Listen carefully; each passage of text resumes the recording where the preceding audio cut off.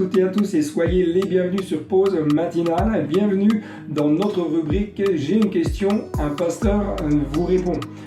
Une personne m'a envoyé une question dernièrement sur le texte de l'apôtre Paul dans 2 Corinthiens chapitre 10 verset 5 et m'a posé la question suivante: que faut-il comprendre de ce que Paul évoque lorsqu'il dit qu'il faut amener toute pensée captive à l'obéissance de Christ? Je m'appelle David Claric et on va essayer d'y répondre tout de suite après le jingle.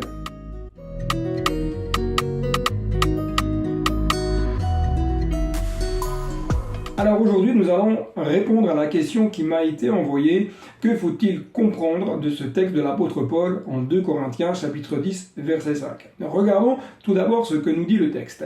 Nous renversons tous les raisonnements que des orgueilleux opposent à la connaissance de Dieu. Nous voulons changer l'esprit des gens pour qu'ils obéissent à Christ. Ou nous faisons en sorte que toute pensée captive soit amenée à l'obéissance de Christ. Tout d'abord, l'apôtre Paul, qui écrit à l'église de Corinthe, souligne ici une opposition qui existe entre les raisonnements de ce monde, l'état d'esprit de ce monde, à ceux qui viennent de la connaissance de Dieu, ceux qui viennent de la connaissance de la pensée de Dieu. Chaque croyant est donc appelé à être un vrai disciple de Jésus, ce que veut dire qu'il est invité à conformer sa vie personnelle aux exigences de Christ, qu'il est appelé à conformer sa vie à la manière dont Jésus lui-même a vécu sur cette terre. Un disciple de Jésus va suivre le modèle que Christ nous a laissé. Et celui qui exerce son ministère terrestre, qu'il soit pasteur, apôtre, prophète, docteur, enseignant, qu'il soit diacre ou autre, est amené à conformer sa vie à ce modèle qui est Christ, afin que des hommes et des femmes puissent être sauvés. Alors, nos pensées, nos raisonnements, nos conceptions sont appelés donc à se soumettre à la volonté de Dieu. Tout ce qui s'élève contre Dieu est un obstacle à la bénédiction du ciel dans notre vie. Alors voici 4 pistes de réflexion que j'aimerais simplement vous partager et que j'aimerais simplement vous communiquer pour que vous puissiez les garder dans votre cœur. Tout d'abord, la première piste de réflexion, c'est: n'oubliez jamais que Dieu connaît vos pensées. Il est important que vous puissiez bien garder cela dans votre cœur, que vous puissiez prendre conscience que Dieu connaît tout de vous. Il connaît exactement ce que vous pensez, ce que vous projetez, ce que vous avez fait, ce que vous n'avez pas fait. Devant lui, rien n'est caché. Il connaît les motivations de votre âme, il connaît les motivations de votre existence, il connaît vos raisonnements, il connaît les projets, il connaît aussi peut-être toutes les pensées qui traversent votre esprit et peut-être même les moments où peut-être pour vous il y a des choses qui sont difficiles. Il sait lorsque vous doutez de sa bienveillance, de sa fidélité, il sait lorsque vous êtes découragé et il sait lorsque vous avez vraiment cet état d'esprit de conquérant, quelqu'un qui est vaillant. Dieu nous invite à ce que nos pensées deviennent conformes aux siennes, à ce que nos pensées se soumettent à la pensée divine. Le psalmiste, au chapitre 94, verset 11, dit: « L'Éternel connaît les pensées de l'homme, il sait qu'elles sont vaines. » Les pensées humaines, ainsi que tous les raisonnements que nous pouvons avoir, sont comme des tours que nous élevons autour de notre vie. Elles sont vaines devant le Dieu des cieux. Le psalmiste, au psaume 139, versets 23 et 24, c'est un texte que beaucoup connaissent. Même ce texte, parfois on le chante, il dit: « Sonde-moi, ô Dieu, et connais mon cœur, éprouve-moi et connais mes pensées. Regarde si je suis sur une mauvaise voie et conduis-moi sur la voie de l'éternité. » Le psalmiste va dire à Dieu: « Sonde-moi ». Cela laisse donc la possibilité à Dieu de venir explorer la moindre parcelle de son cœur. Éprouve-moi, dira le psalmiste. Est-ce que Dieu peut venir tester la validité de votre cœur? Laissez Dieu mettre en lumière ce qui a besoin de changer et le laisser nous conduire dans une voie qui est bien meilleure. Deuxième piste de réflexion qui me semble important de vous communiquer, c'est qu'il y a une bataille qui se livre dans notre esprit à chacun d'entre nous. C'est un deuxième point qui me semble très important. Dans notre esprit se livre une bataille impressionnante et parfois on a peut-être tendance à négliger ce qui se passe dans cette sphère personnelle et cette sphère spirituelle. Il y a comme une dualité entre nos raisonnements, qui sont des raisonnements totalement humains, qui peuvent être influés par les activités, les soucis de la vie, mais il y a également parfois des dualités qui sont là, qui sont influées par de mauvais esprits et surtout qui vont nous amener à nous détourner de la pensée de Dieu. L'apôtre Paul, au chapitre 6, verset 12 du livre d'Éphésiens, nous dit « Car nous n'avons pas à lutter contre la chair et le sang, mais contre les dominations, contre les autorités, contre les princes de ce monde de ténèbres, contre les esprits méchants dans les lieux célestes. » Le diable et ses démons n'ont de cesse que de venir perturber notre esprit. Ils essaieront et ils essaient par des moyens divers et variés pour venir, excusez-moi si je le dis ainsi, pour venir semer le bazar dans notre esprit, venir nous perturber, venir nous déstabiliser, venir nous malmener dans notre être spirituel. Tout cela en insufflant toutes sortes de raisonnements qui vont être contraires à la pensée de Dieu. C'est une lutte spirituelle. Et c'est spirituellement que nous devons y faire face. C'est spirituellement que nous devons mener le combat. Il nous appartient donc de rejeter toutes les pensées qui ne nous invitent pas d'une manière ou d'une autre à nous conformer à la parole de Dieu.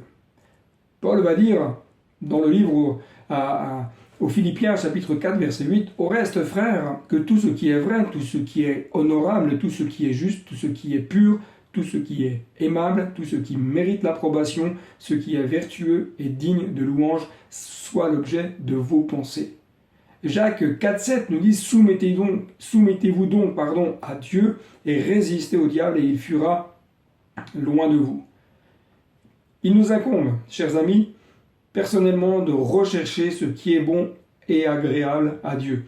Il nous incombe également de nous soumettre à Dieu. Nous ne pouvons pas résister à l'ennemi si au préalable nous ne nous soumettons pas à la volonté de Dieu.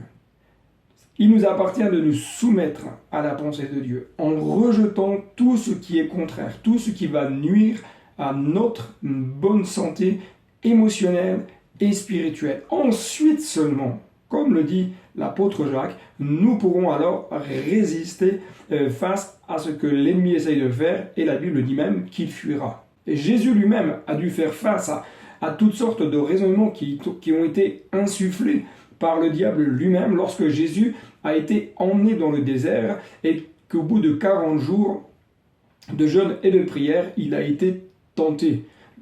Jésus a été attaqué, Jésus a été malmené, mais Jésus a contre-attaqué en utilisant la parole de Dieu avec cette arme puissante, en déclarant et en proclamant la parole de Dieu. Troisième piste de réflexion, c'est celle qui nous invite à centrer nos pensées sur Dieu. Centrer nos pensées sur Dieu. L'apôtre Paul, chapitre 3, verset 2 de Colossiens, nous dit « Affectionnez-vous aux choses d'en haut et non à celles qui sont sur la terre. » Littéralement, qu'est-ce que nous dit ici l'apôtre Paul? L'apôtre Paul dit « Affectionnez-vous ». Le verbe affectionner nous vient du grec phronéo, qui nous parle littéralement, et c'est intéressant de s'arrêter quelques instants sur la racine grecque de ce verbe. Il dit diriger son esprit vers une chose, chercher et lutter. S'affectionner donc aux choses d'en haut, c'est diriger nos pensées, notre esprit vers ce qui est meilleur. Mais il y a également une notion de lutte, de recherche.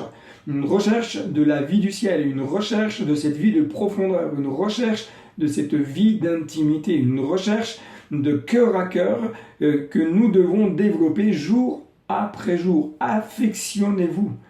Cela va vous demander un effort personnel de rediriger vos pensées vers celui qui est l'essentiel. Cela va vous demander l'effort de rechercher le cœur de Dieu dans la prière, dans l'intimité et de lutter contre toutes les pensées qui vont venir résonner, qui vont venir vous influer afin de vous détourner de la pensée divine. C'est pour cela que lorsqu'il y a des choses qui viennent dans votre esprit, confrontez-les à la parole de Dieu. Si elles ne sont pas scripturaires, rejetez-les. Si elles sont de Dieu, la paix est là, la paix demeure, et Dieu va vous confirmer les choses par sa parole. Quatrièmement, c'est de prendre garde à ce que nos yeux voient et à ce que nos oreilles entendent.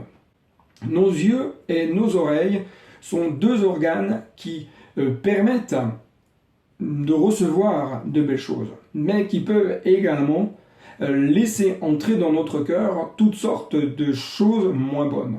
Ce que nous regardons va venir directement impacter notre âme. Ce que nous entendons va directement impacter notre vie personnelle. Ces choses que nous voyons, ces choses que nous entendons, soit elles nous impacteront positivement, soit elles nous impacteront négativement. Le psalmiste au chapitre 101, verset 3 nous dit « Je ne mettrai rien de mauvais devant mes yeux. Je hais la conduite des pécheurs, elle ne s'attachera pas à moi. » Paul, dans l'Épître aux Romains, chapitre 13, verset 14, dit « Mais revêtez-vous du Seigneur Jésus-Christ et n'ayez pas soin de la chair pour en satisfaire les convoitises. » Amener toute pensée captive à l'obéissance de Christ signifie donc que nous sommes appelés à rechercher le cœur de Dieu, à rechercher à mener une vie spirituellement stable, équilibrée et conforme aux exigences du ciel. Et c'est veiller également à ce que rien de mauvais, à ce que rien de contraire puisse venir nous nuire et nous détourner du plan que Dieu a pour nous. Rien ne doit s'élever au-dessus de la grandeur de Dieu.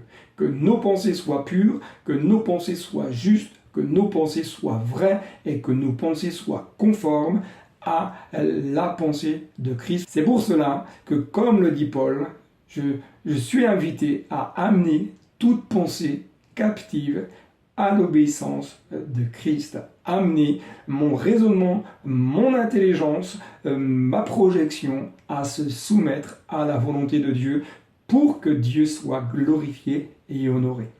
Que Dieu vous bénisse. Je vous dis donc à très bientôt sur Pause Matinale. Si vous avez aimé cette vidéo, n'hésitez pas à liker celle-ci, à la partager sur les différents réseaux sociaux, à laisser un commentaire. Et si vous avez une question, dans la description de cette vidéo, vous trouverez un lien qui vous redirigera vers un formulaire au travers duquel vous pourrez envoyer votre question et je me ferai un plaisir d'y répondre dans une prochaine capsule.